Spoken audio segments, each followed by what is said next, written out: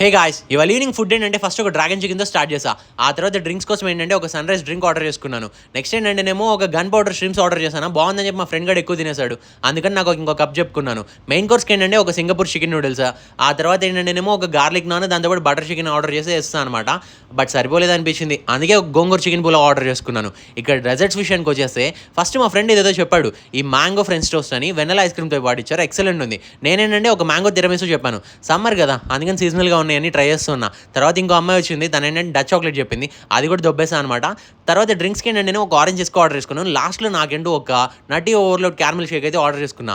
Highlight thing ఏంటంటే ఈ కెఫేలో మేము తింటా ఉన్నామా, పక్కనే గేమ్స్ కూడా అవైలబుల్గా ఉన్నాయన్నమాట. సో మొత్తం ఫుడ్ తినేసి హరిగేదాకా పక్కకి వెళ్ళి గేమ్స్ ఆడుకుంటూ ఉన్నాను.